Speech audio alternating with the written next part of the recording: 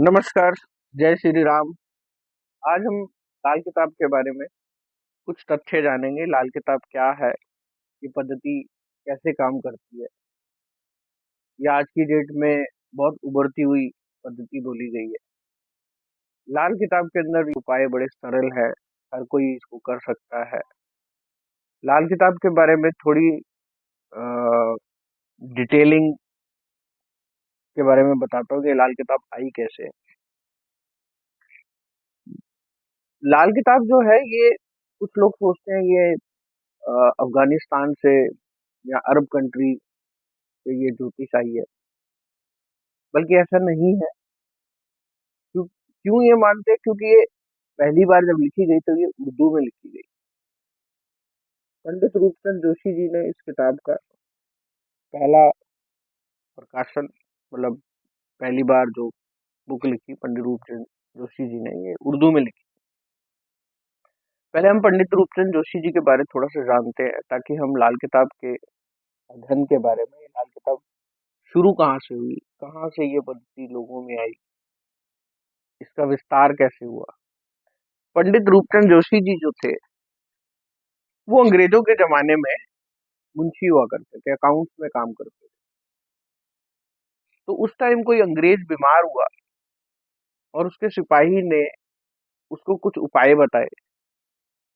जैसे कि मैं सिर्फ एक एग्जाम्पल के तौर पर आपसे डिस्कस कर रहा हूँ, वो क्या थे ये तो कहीं लिखा नहीं है, लेकिन मैं एक एग्जाम्पल के तौर पे आपसे आप आपको थोड़ा और क्लैरिटी में बताता हूँ कि उस अंग्रेज अफसर को लिवर से रिलेटेड प्रॉब्लम थी, वो बीमार था।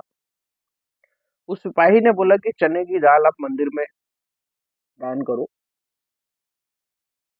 और पीपल के पेड़ को रेगुलर पानी दो, आप ठीक हो जाओ। उस अंग्रेज अफसर ने ऐसा ही किया और वो ठीक हो गया। उसने सिपाही को बुलाया और सिपाही से पूछा कि भाई, मैं तो ठीक हो गया हूँ, लेकिन ये आपने कैसे किया?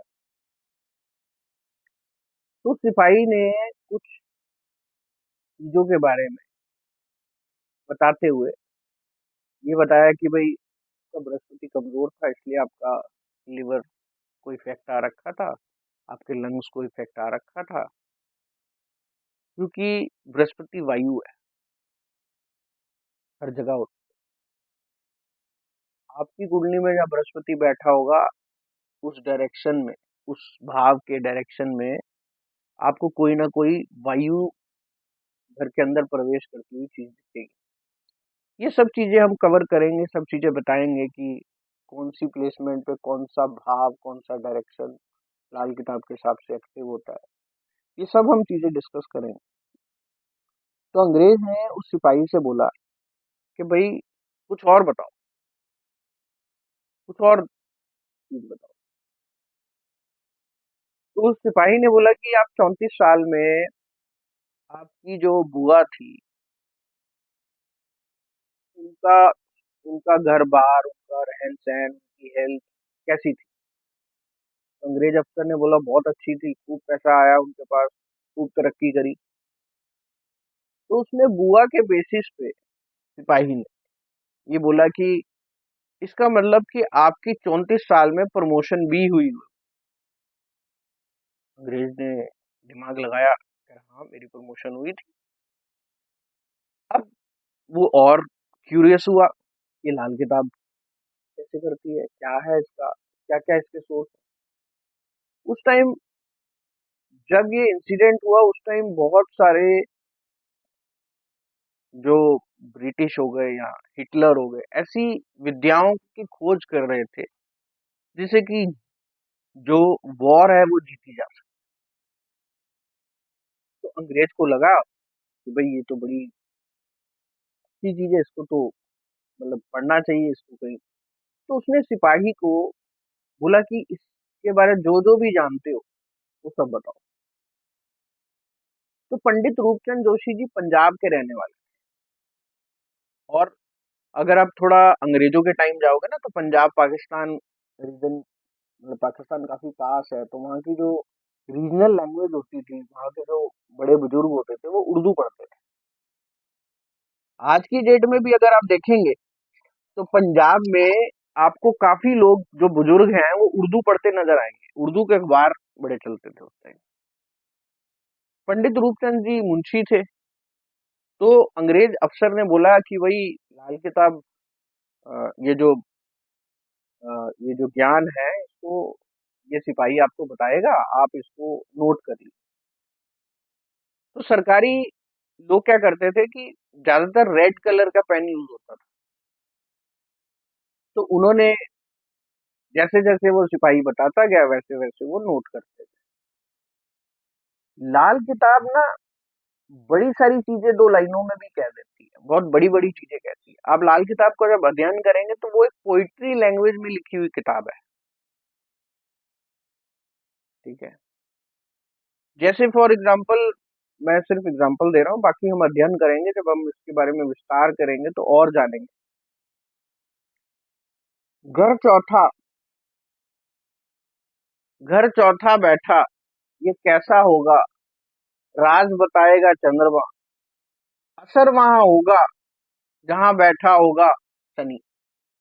ये मैंने मतलब पूरा जो दोहे के तौर पे, पोइट्री के तौर पे चीजें हैं वो तो नहीं बताई, लेकिन कुछ इस प्रकार से कविता के फॉर्म में, पोइट्री की फॉर्म में ये चीज बताई है कि इस जो ये जो दो लाइनें हैं इसका मतलब क्या है कि चौथे भाव में जो भी प्लैनेट बैठा है वो कैसा असर देगा, कुंडली में चंद्रमा की पोजीशन से पता चलेगा, वो अच्छा है बुरा है। और असर कहाँ होगा, तब शनि बैठा। तो ये पोइट्री की भाषा है, इसको डिकोड किया तो सिपाही बताता गया और रूपचंद जोशी जी नोट करते गए। तो सिपाही को जो जो चीजें याद आती गई वो बारी बारी नोट कराता था। तो जब आप लाल किताब पढ़ते हैं या लाल किताब के बारे जानते हैं तो कौन सा अध्याय कौन से अध्याय के साथ जुड़ेगा ये पता नहीं होता। हो सकता है पहले अध्याय में आपने कोई चीजें पढ़ी हो और लास्ट में जाते जाते वो कुछ अध्याय में चीजें बदल गई हो या उसमें कुछ और तथ्य जुड़ गए हो।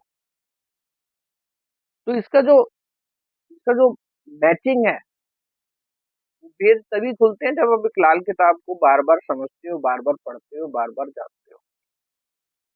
तो उस सिपाही ने जो जो याद आता गया तो कोई सिलसिला या कोई पैटर्न नहीं था, बस वो नोट करते रहे।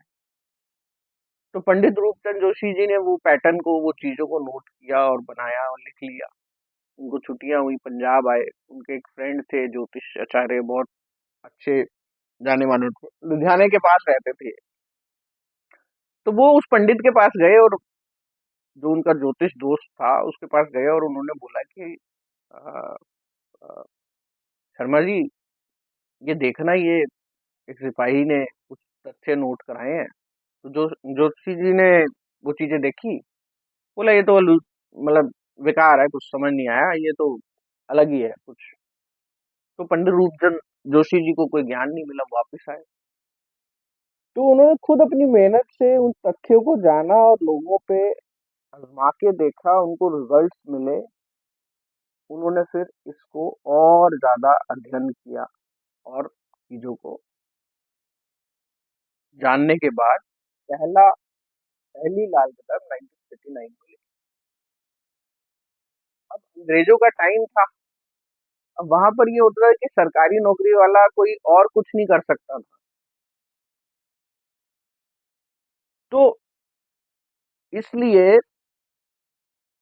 उन्होंने जो किताब छपवाई उस पे अपना नाम नहीं दिया, उस पे अपनी फोटो नहीं दी। पहली किताब जब छपी थी वो जिस प्रिंटिंग प्रेस ने, कलकत्ता की कोई प्रिंटिंग प्रेस थी जिन्होंने पहला समीकरण छापा था, कलकत्ता फोटो हाउस, उस पे जो किताब लिखने, मतलब जो जिसने किताब छापी थी उसने अपनी फोटो लगाई।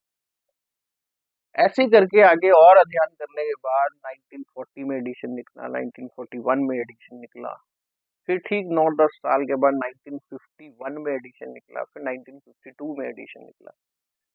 जो 1952 की जो लाल किताब है वो दो भागों में आई और उसमें बहुत डिटेलिंग के साथ, एक्सपीरियंस के साथ पंडित रूपचंद जोशी जी ने इसका अध्ययन किया। ये जो पद्धति है, ये इसकी कुछ शर्तें हैं, कुछ चीजें हैं जिनको आपको फॉलो करना है। अब कई लोग इसको ये भी सोचते हैं कि ये ना जादू जादुई तंत्र की किताब है, जो कई लोग कहते हैं इसके टोटके होते हैं, लाल किताब के टोटके। देखिए, लाल किताब भी वैदिक शास्त्रों के हिसाब से ही कहीं ना कहीं ये ये जो लाल किताब है ये ड्राइव। अगर कोई पंडित वैदिक शास्त्र जानता है और वो कोई उपाय बताता है, क्योंकि जितने भी उपाय हैं, दान करना, दबाना, प्रवाह करना, ये सब लाल किताब से कनेक्टेड। तो लाल किताब के जो उपाय हैं या लाल किताब पद्धति के हिसाब से जो उपाय है, वो लाल किताब के हिसाब से ही होने चाहिए।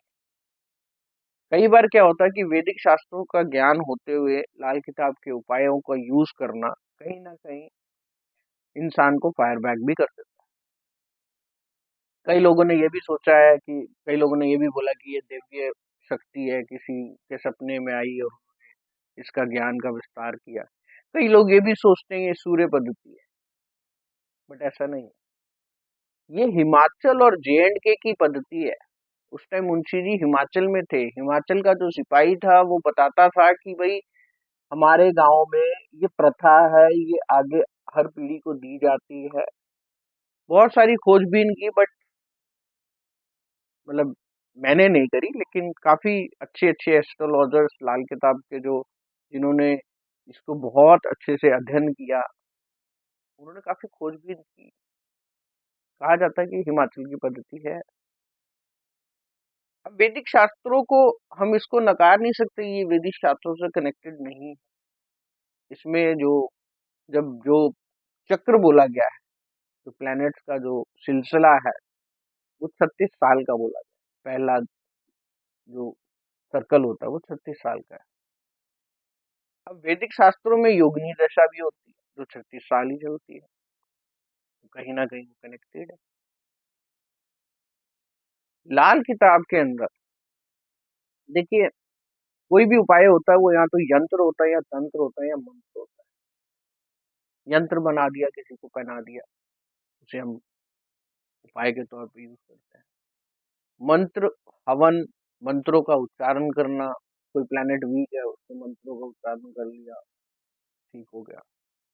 दो दो ग्रह बैठे हुए, एक शत्रु है, एक अच्छा है, जिसकी दशा चलेगी, अच्छे की दशा चली, पीड़ित के साथ बैठा है, नुकसान देगा, पीड़ित का दान होगा और उस प्लेनेट का मंत्र जाप होगा उसको मजबूत करने के।